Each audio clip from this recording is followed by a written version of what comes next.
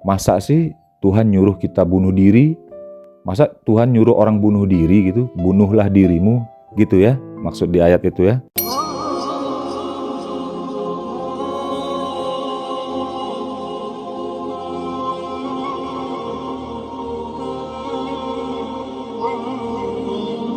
Bismillahirrahmanirrahim. Assalamualaikum warahmatullahi wabarakatuh. Alhamdulillahirabbil alamin. Hamdan katsiran kama amar. Asyhadu alla ilaha illallah wahdahu la syarikalah. Lahul mulku wa lahul hamdu yuhyi wa yumit wa huwa ala kulli syai'in qadir. Allahumma sholli ala sayyidina Muhammadin wa ala alihi wa sahbihi ajma'in, amma ba'du.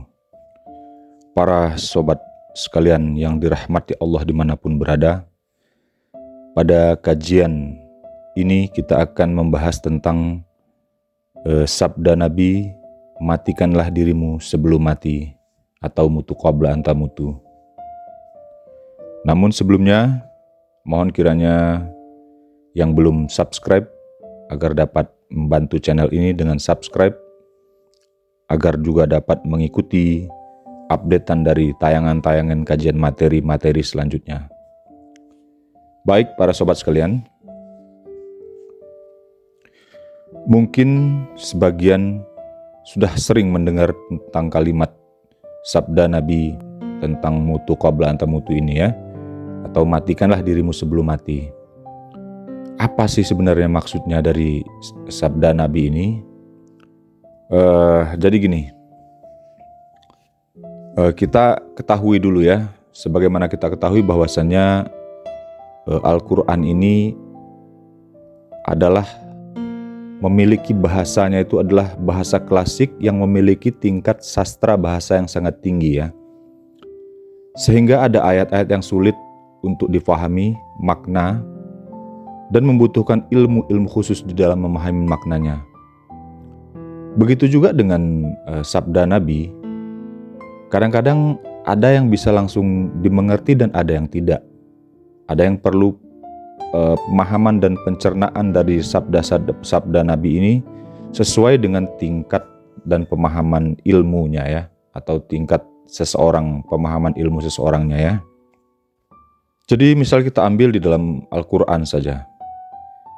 Di dalam ayat-ayat Al-Quran ini kan ada pembagian istilahnya lah ya, pembagian istilah. Ayat-ayat ini ada yang diistilahkan sebagai ayat-ayat mutasyabihat ya, atau yang lebih dipahami itu adalah ayat-ayat yang samar maknanya, atau ayat-ayat yang perlu dikaji lebih mendalam makna daripada ayat-ayat ini. Biasanya ayat-ayat mutasyabihat ini sering berkaitan dengan sifat-sifat Allah, di mana kita tidak bisa memahami hal-hal tersebut secara literal dan secara mentah ya. Karena jika dimaknai secara literal atau secara mentah tadi, akan memberikan kesan bahwa Allah itu memiliki kekurangan yang sama dengan makhluknya. Nah ini jadi kalau kita pahamin secara literal ya.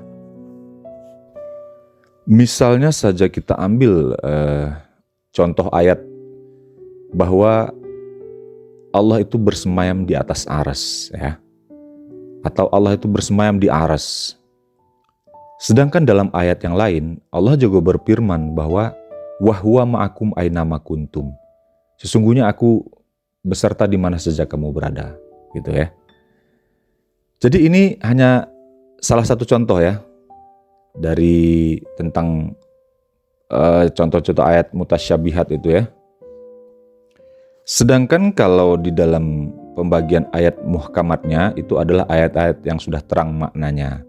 Maksudnya itu pemaknanya itu sudah jelas lah, makna-maknanya seperti larangan, perintah dan hukum-hukum itu biasanya ayat-ayatnya itu sudah terang dan jelas. Saking tingginya bahasa sastra di dalam Al-Quran ini, Allah pun menantang jika ada yang meragukan tentang Al-Quran ini. Dalam surat Al-Baqarah ayat 23 Allah berfirman, Dan jika kamu meragukan tentang Al-Quran ini yang kami turunkan kepada hamba kami Nabi Muhammad SAW, maka buatlah satu surat saja yang semisal dengan ajakan dan dengannya. Jadi maksud Allah ini adalah buatlah satu surat saja yang semisal dengan Al-Quran ini. Dan ajaklah penolong-penolongmu selain Allah jika kamu orang-orang yang benar. Jadi Allah menantang orang-orang yang mendustakan atau meragukan tentang Al-Quran ini betul-betul turun dari Allah kepada Nabi Muhammad SAW itu. Sehingga Allah menantang itu, buatlah satu surat saja yang semisal dengan Al-Quran ini. Mulai dari zaman Nabi sampai hari ini tidak ada yang bisa membuat satu surat saja yang semisal dengan Al-Quran ini. Jadi begitulah, dalam ayat ini Allah menunjukkan bahwa ayat Al-Quran ini benar-benar dari Allah, benar-benar dari kalam Allah yang diturunkan kepada Nabi Muhammad SAW. Bahkan orang-orang Arab saja yang dulu ahli-ahli pembuat syair ya, pembuat syair yang indah-indah itu saja tidak ada yang mampu untuk membuatnya. Sampai hari ini pun tidak ada yang mampu untuk membuat satu surat saja yang semisal dengan Al-Quran ini. Bahkan orang Arab saja masih kesulitan untuk memahami betul makna daripada isi kandungan Al-Quran ini, walaupun itu bahasa Al-Quran itu menggunakan bahasa Arab itu sendiri. Inilah yang menunjukkan tingginya tingkat sastra dan tata bahasanya Al-Quran itu. Sehingga untuk memahami makna daripada ayat-ayat Al-Quran ini, lahirlah ilmu-ilmu seperti nahwu, sorob, mantik, belaghah, bayan itu ya, agar dapat mendekatkan pemahaman tentang bagaimana memahami ayat-ayat Al-Quran ini. Adapun tafsir yang ada di masyarakat kita saat ini, itu adalah terjemahan ya. Terjemahan ini adalah hanya untuk mendekatkan pemahaman, pengertian pada masyarakat dari ayat-ayat itu. Namun, bukanlah menjadi sebuah pemaknaan yang sesungguhnya, apalagi yang berhubungan dengan ayat-ayat yang samar maknanya. Kita ambil contoh saja dalam memahami ayat yang berhubungan dengan ketauhidan ini, seperti misalnya di dalam kisah Nabi Musa yang difirmankan Allah di dalam surat An-Nisa ayat 66. Allah berfirman, seandainya kami perintahkan kepada mereka. Maksudnya mereka ini adalah orang-orang yang belum mempelajari, belum mendapat pengetahuan tentang Allah itu, atau yang dikatakan orang-orang yang masih tertutup hatinya dari pengenalan kepada Allah ini. Bunuhlah dirimu. Nah, ini kan perintah, bunuhlah dirimu, atau keluarlah kamu dari kampung halamanmu. Niscaya mereka tidak akan melakukannya, kecuali sebagian kecil dari mereka. Lalu Allah berfirman, seandainya mereka melaksanakan pengajaran yang diberikan kepada mereka, sungguh itulah lebih baik bagi mereka dan lebih menguatkan iman dari mereka. Jadi kalau kita ambil hanya sebagai mengikuti terjemahannya saja tanpa mendalami maksudnya, masa sih Tuhan nyuruh kita bunuh diri? Masa Tuhan nyuruh orang bunuh diri gitu? Bunuhlah dirimu gitu ya, maksud di ayat itu ya. Maka diambillah, karena ini berhubungan dengan pelajaran spiritual ya. Itu kan berkaitan dengan pengajaran tadi ya, yang difirmankan Allah tadi berhubungan dengan pengajaran. Pengajaran spiritual, pengajaran menempuh jalan rohani yang diajarkan oleh Nabi Musa pada umatnya pada saat itu ya. Karena perintah bunuhlah dirimu di situ, dan di akhir pada ayat tersebut disebutkan bahwa seandainya saja mereka mengikuti pengajaran. Nah, ini dapat kita pahamin bahwa khususnya yang telah belajar tentang perjalanan rohani menuju Allah ini, pelajaran spiritual ini adalah itulah yang dikatakan perintah untuk meniadakan dirimu. Nah, untuk meniadakan dirimu itu makanya harus mengikuti pelajaran Jadi Nabi Musa membimbing umatnya, mengajarkan kepada umatnya untuk sampai kepada tahap meniadakan diri itu atau mematikan diri itu. Inilah yang dikatakan kalau di dalam pelajaran agama Islam sekarang ini dulu, memfanakan dirinya kepada Allah itu. Sehingga perintah bunuhlah dirimu itu berkaitan dengan sabda Nabi tadi bahwa matikan dirimu sebelum mati. Itulah maknanya yang bisa kita ambil di kalangan para penempuh jalan rohani khususnya. Ini semua sudah paham sih sebenarnya kalau orang-orang yang mempelajari, mendalami ilmu tentang pelajaran rohani ini, sebenarnya mereka sudah paham tentang matikan dirimu sebelum mati ini berkaitan dengan perintah bunuhlah dirimu itu tadi sesuai dengan ayat Allah yang di atas tadi. Jika di dalam Islam untuk mematikan diri itu makanya diawali dengan kenalilah dahulu dirimu, sehingga nanti dirimu itu akan tiada atau mati. Jadi kalau perintah-perintah tentang spiritual yang berhubungan dengan perjalanan rohani itu hampir sama dari setiap nabi-nabi yang diutus oleh Allah untuk menyampaikan tentang tauhid ini. Karena Allah yang mengutus Nabi Musa dengan yang mengutus Nabi Muhammad SAW itu adalah Allah yang sama. Dan begitu juga dengan ajaran tauhid yang mereka bawa, itulah ajaran tauhid yang sama untuk setiap nabinya. Begitu juga pada Nabi Isa ya, mengajarkan umatnya bahwa Nabi Isa mengatakan kepada umatnya di dalam surat Maryam, Inni abdullahi attaniyal kitaba wa ja'alani nabiyya. Nabi Isa berkata bahwa sesungguhnya aku ini adalah hamba Allah. Yang diturunkan oleh Allah kepadaku itu adalah kitab dan mengangkat aku menjadi seorang nabi. Ini di dalam surat Maryam.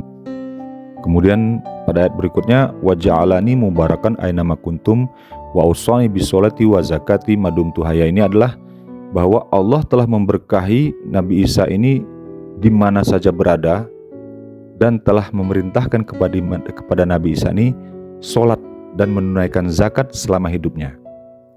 Jadi Nabi Isa pun sudah menerima perintah sholat dan untuk menunaikan zakat, ya kan?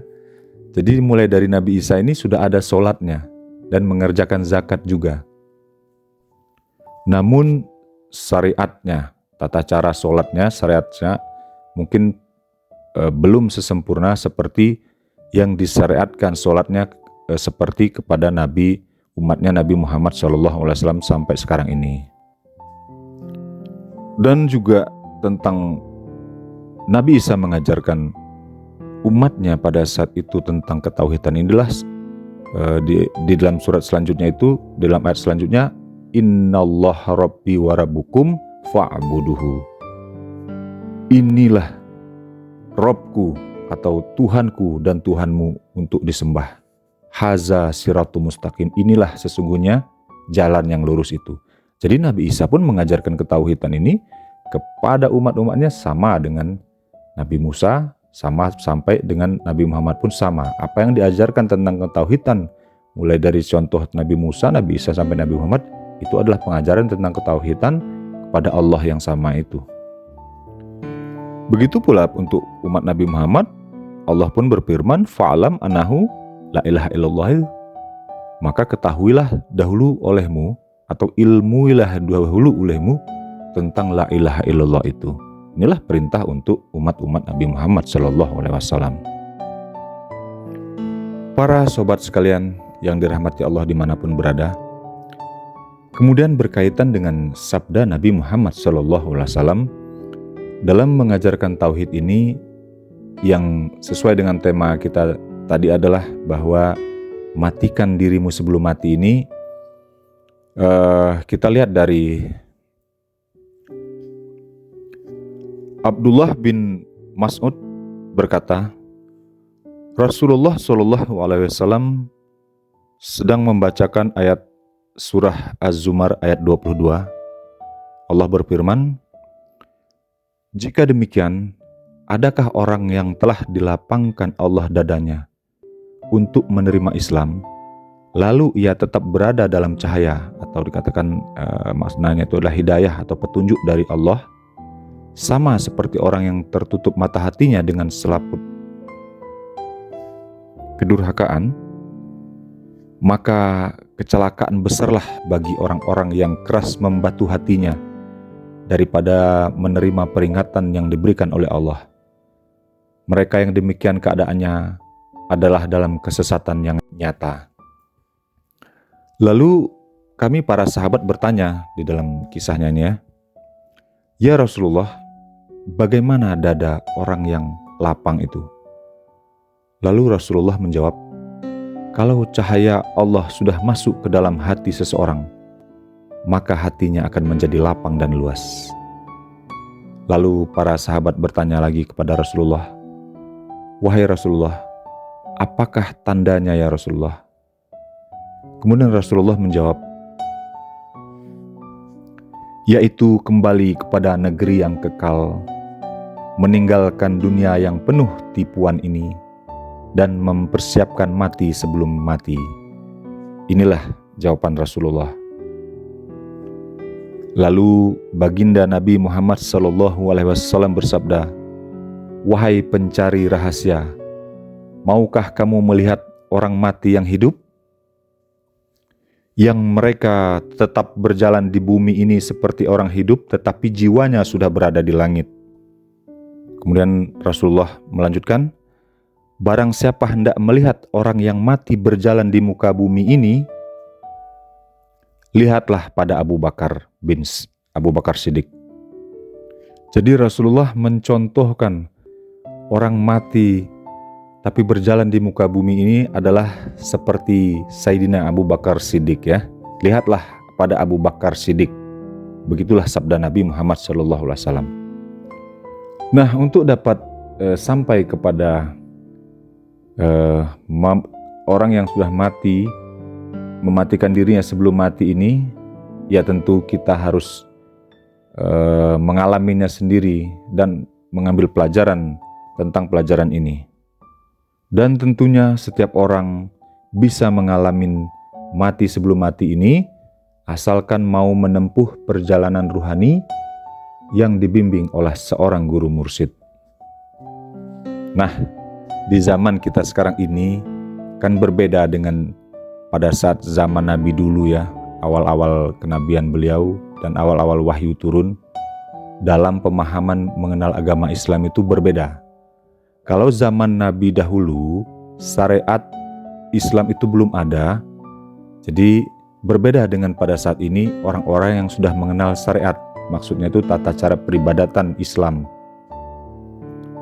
Kalau dulu pelajaran tauhidlah yang pertama didakwahkan oleh Nabi ini adalah tauhid untuk mengenalkan orang itu dahulu kepada Allah, bukan peribadatannya. Karena syariat itu pada saat Nabi menerima wahyu pertama itu adalah belum ada syariat. Sehingga yang diajarkan pertama itu adalah ilmu tauhid ini, pengenalan kepada Allah ini. Kalau sekarang kan beda. Jadi kebanyakan orang yang sudah beragama Islam saat ini pasti mereka sudah diajarkan dari kecil tentang syariat. Nah, syariat ini misalnya seperti tata cara sembahyang, puasa, zakat, haji, dan segala amaliyah lah. Segala bentuk amaliyah itu sudah diajarkan sejak kita kecil, setelah dididik oleh orang tua kita. Karena kita ini rata-rata orang Islam ini, orang tua kita itu adalah sudah beragama Islam, sehingga syariat ini sudah dikenalkan pertama sekali kepada anak-anak kita. Namun masyarakat Islam itu sendiri atau umat Islam itu sendiri kadang terlena, seolah-olah pengajaran Islam itu hanya sampai di syariat itu saja, seperti sembahyang 5 waktu, puasa, zakat, haji, dan syariat ibadah yang lainnya. Mereka beranggapan bahwa Islam itu hanya sebatas itu, padahal itu baru syariatnya saja. Karena sebenarnya di balik syariat itu ada ruhnya. Ruhnya syariat itu itulah tauhid. Tauhidnya itu adalah pelajaran hakikatnya.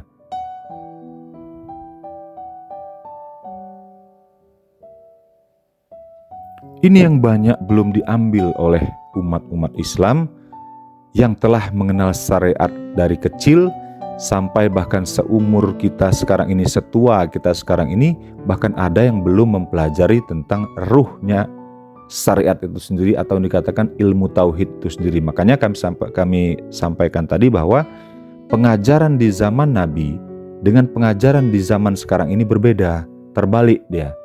Jadi kalau dulu zamannya Nabi yang diperkenalkan sekali tentang dakwah Nabi itu adalah tauhidnya dulu, pengenalan kepada Allahnya dulu, pengenalan kepada Tuhannya dulu sebelum mereka melakukan peribadatan, karena pada saat itu belum ada turun syariat Islam. Jadi tauhidnya dulu yang dikenalkan, yang diajarkan, yang didakwahkan Nabi kepada keluarga, para sahabat dan kepada umat pada saat itu. Baru turun syariat-syariat Islam yang lainnya. Inilah fenomena yang ada saat ini di kalangan umat Islam. Ketika mereka sudah mengenal ajaran Islam itu, syariatnya saja, mulai dari tata cara ibadah 5 waktu dan sebagainya tadi yang telah kita sampaikan, tetapi mereka terlena bahwa menganggap sudah sampai di situlah Islam yang sebenarnya. Sedangkan kafahnya itu adalah zahir batin syariat dan hakikat atau ilmu tauhidnya itu yang harus digabungkan menjadi satu, bukan hanya sebatas mempraktekkan amaliyah peribadatan dan kegiatan-kegiatan amaliyah lainnya, tetapi ada ruhnya Islam di situ. Itulah tauhid, ilmu tauhidnya tadi. Namun ilmu tauhid ini kadang-kadang di luaran hanya diajarkan sebatas pemahaman yang hanya sebatas mempercayai bahwa Allah itu di aras, Allah itu begini, dan begitu. Tapi tidak disampaikan kepada Allahnya itu sendiri sebelum mereka melakukan amal dan peribadatan yang lainnya. Nah, untuk dapat mempraktekkan sabda Nabi Muhammad SAW tentang matikan dirimu sebelum mati ini, kita harus meniti jalan rohani itu. Kita harus mengambil pelajaran ilmu tauhid itu. Jika kita memang betul-betul mau untuk memahami apa sebenarnya yang dimaksudkan tentang matikan dirimu sebelum mati itu. Itulah praktek tauhid, praktek mengamalkan ilmu tauhid yang diajarkan oleh baginda Nabi Muhammad SAW.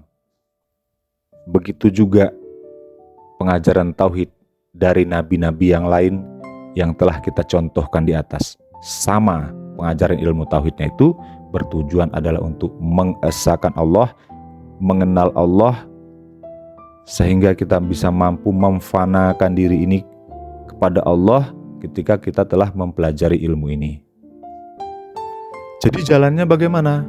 Ya, pertama tingkatan pembersihan diri dulu. Jadi kalau kita sudah menempuh, nanti sudah mengikuti pelajaran ini, pertama kita pada tahap pembersihan diri dari sifat-sifat tercela.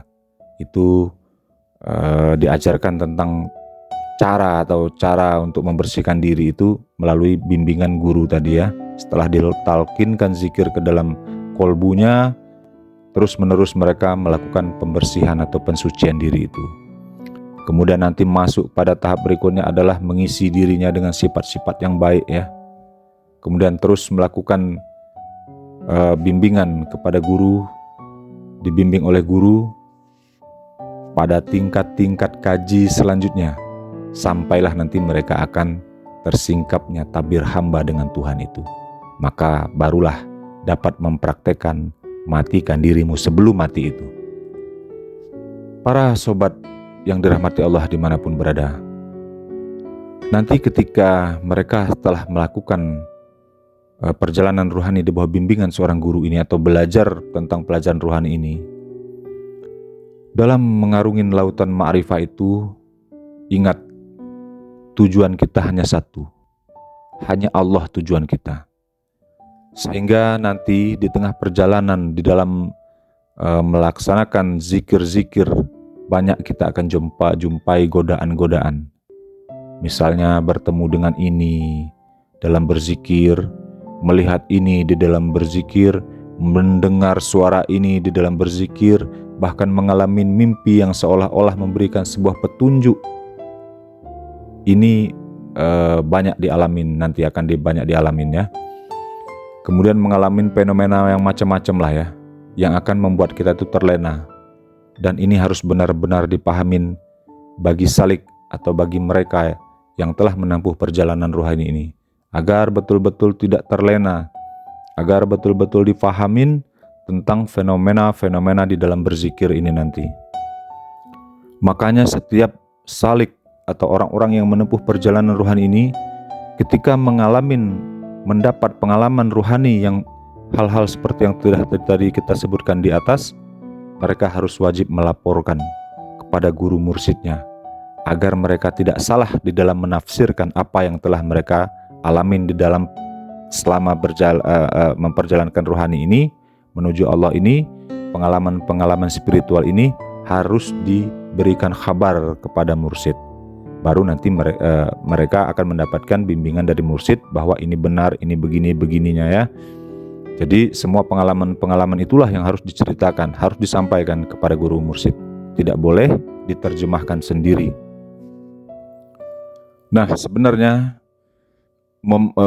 sabda Nabi matikan dirimu sebelum mati itu juga bermakna dan bisa kita praktekkan di dalam kehidupan kita sehari-hari. Itu adalah bagaimana kita memulangkan semua titipan dan amanah yang ada pada diri kita ini kepada Allah. Jadi walaupun kita masih hidup di dunia ini, ketika kita telah selesai mempelajari tentang ilmu ketauhidan perjalanan rohani ini, kita sudah bisa memulangkan semua titipan dan amanah yang ada pada diri kita ini kepada Allah.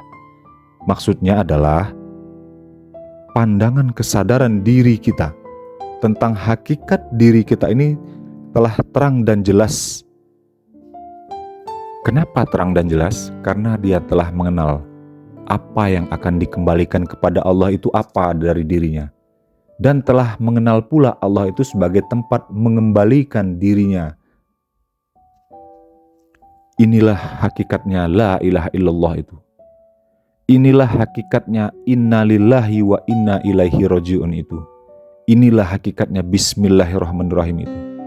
Dan inilah hakikatnya la haula wala quwata illa billahil aliyil azim.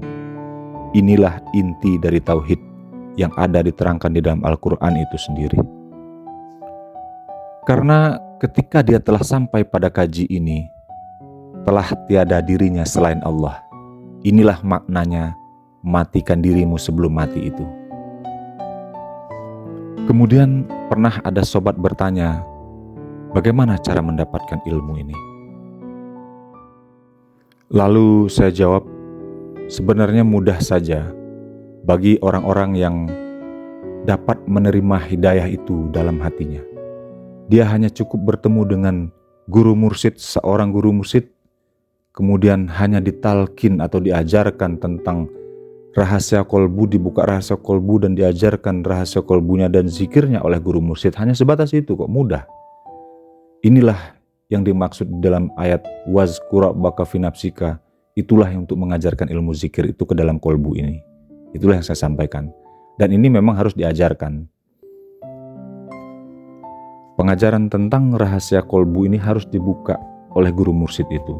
Seperti baginda Nabi Muhammad SAW mengajarkan kepada Sayyidina Ali karramallahu wajhah, ketika Sayyidina Ali bertanya kepada Rasulullah, "Ya Rasulullah, bagaimana caranya agar aku dapat mendekatkan diriku kepada Allah ya Rasulullah?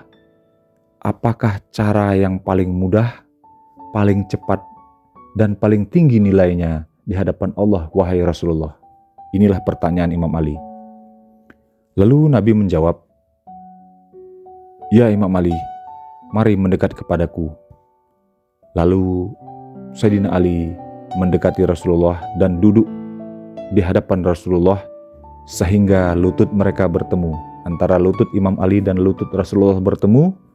Lalu Rasulullah bersabda, "Ya Ali, pejamkan matamu." Setelah mata Imam Ali dipejamkan, lalu Rasulullah bersabda lagi, "Tegakkan lidahmu ke langit-langit, tongkatkan lidahmu ke langit-langit." Maksudnya lipat lidah ke langit-langit. Kemudian Imam Ali mengikuti apa yang dia sampaikan Rasulullah. Lalu Rasulullah menanamkan asma Allah itu ke dalam kolbu Sayyidina Ali, menanamkan talqin zikir itu kepada Imam Ali, Sehingga dari benih ilmu yang telah diberikan Rasulullah kepada Imam Ali itu, lambat laun sampailah Sayyidina Ali pada makom puncaknya spiritual itu, yang terkenal dengan sabdanya, "Aku tidak mengenal Tuhan yang tidak aku lihat." Inilah puncak spiritualnya Imam Ali yang telah diajarkan oleh baginda Rasulullah SAW. Inilah pengajaran ilmu tauhid pertama. Inilah pelajaran intinya ilmu agama Islam itu yang diajarkan baginda Nabi Muhammad SAW kepada keluarga, kepada sahabat, dan kepada umatnya. Sampailah sekarang ini diteruskan oleh pewaris-pewaris Nabi yang dikatakan al-ulama warisatul anbiya.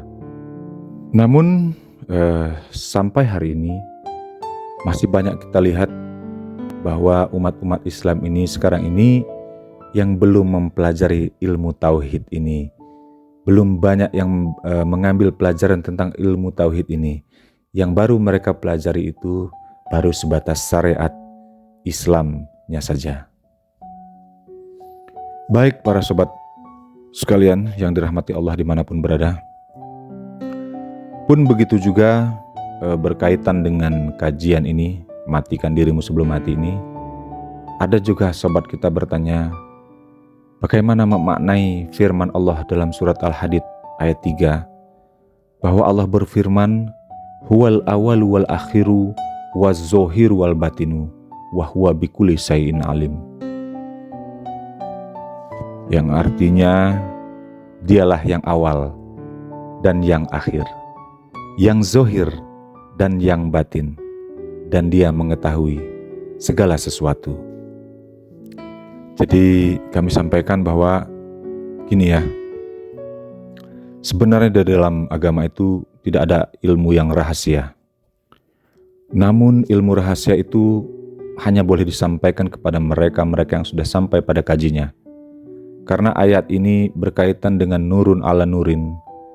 Jadi begini ya, ini khusus bagi jamaah yang di bawah bimbingan Majelis Zikir Insan Kamil, ataupun yang berada di tempat lain yang sedang di dalam bimbingan seorang guru mursyid, akan dapat mengerti, memahami tentang makna ayat ini ketika nanti telah sampai di dalam tahap belajar bimbingan pada kaji Bakobillah ya.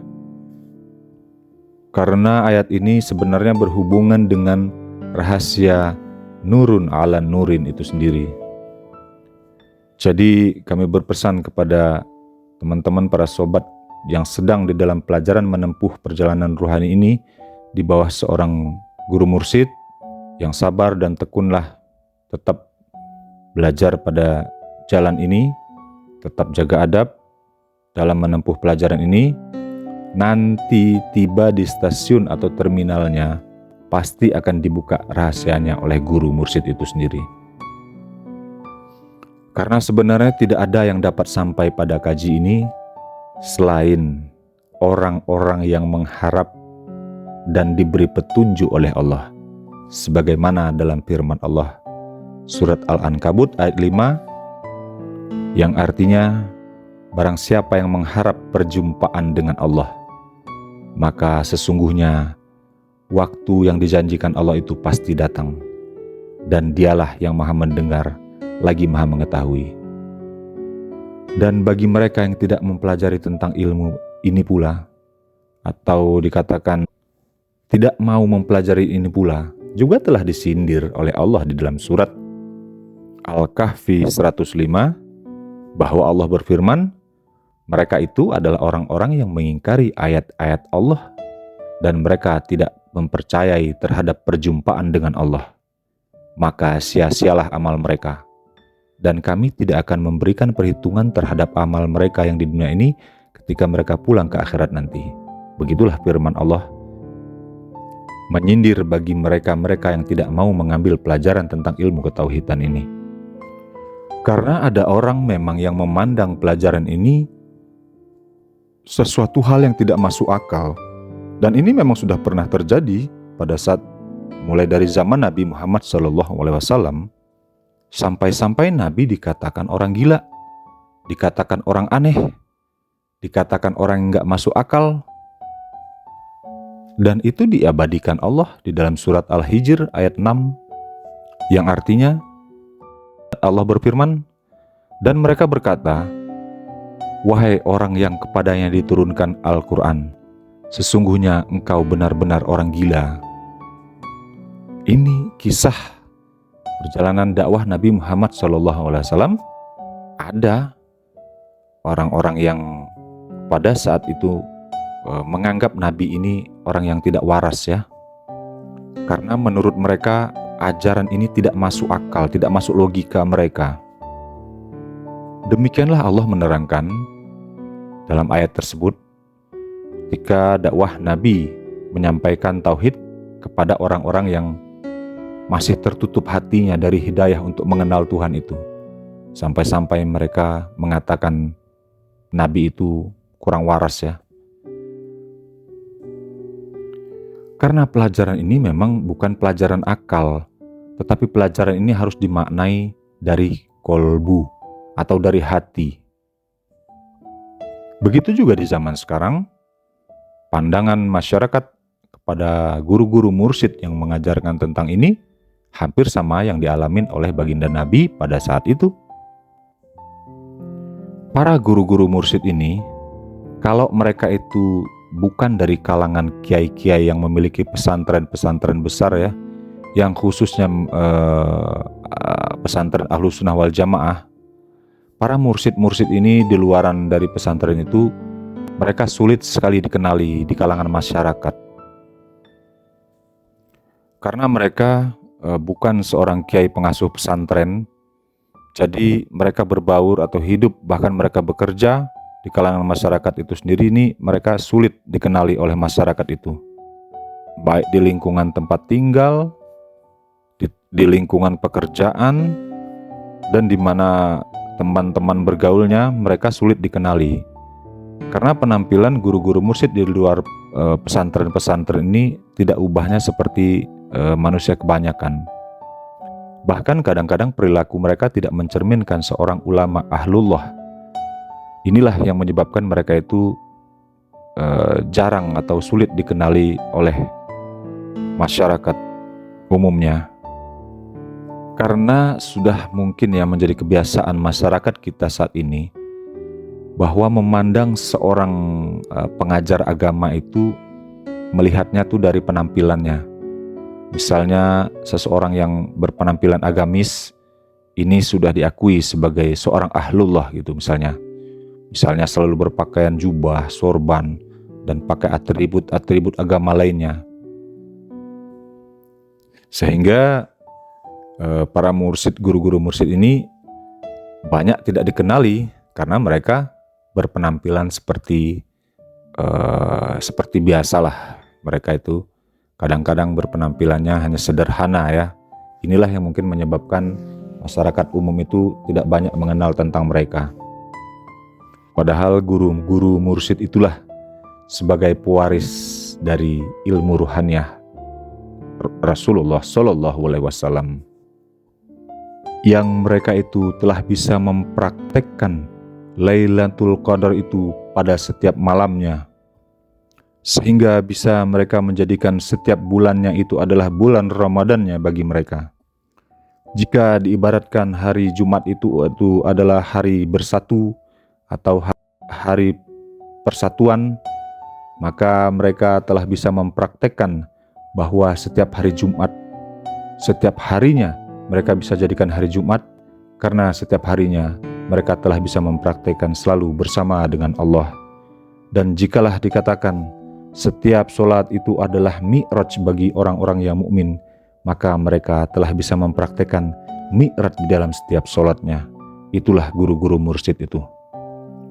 Para sobat sekalian yang dirahmati Allah dimanapun berada, pernah kita lihat dalam sebuah lukisan Gus Dur ada tertulis, jika ada yang masih terganggu dengan pujian-pujian dan hinaan manusia, Anda berarti masih hamba amatiran. Inilah yang tertulis di dalam sebuah lukisan Gus Dur. Sebuah kalimat yang maknanya juga sangat tinggi. Itu menunjukkan bahwa orang-orang yang telah selesai dengan dirinya itulah orang-orang yang telah bisa mempraktekkan pada kaji matikan dirimu sebelum mati itu. Para sobat sekalian yang dirahmati Allah, jadi kami pun yang saat ini hanya sebagai penerus dari ajaran tauhid baginda Nabi Muhammad SAW untuk menyampaikan ilmu tentang tauhid yang telah kami terima dari guru-guru kami yang telah sampai kepada silsilahnya kepada Rasulullah ini, hanya bisa menyampaikan dan hanya bisa mengajarkan kepada hati yang telah menerima hidayah untuk mempelajari ilmu ini. Di luar itu adalah urusan Allah yang menunjukkan hamba-hambanya siapa-siapa yang Dia kehendaki. Semoga kiranya kita termasuk orang-orang yang dikehendaki Allah untuk menerima petunjuknya tentang pelajaran ilmu tauhid ini. Amin amin ya rabbal alamin. Billahi taufik wal hidayah. Wassalamualaikum warahmatullahi taala wabarakatuh.